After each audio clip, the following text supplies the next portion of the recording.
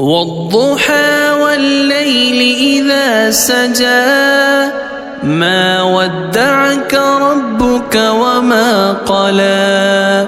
وللآخرة خير لك من الأولى ولسوف يعطيك ربك فترضى ألم يجدك يتيما فآوى ووجدك ضالا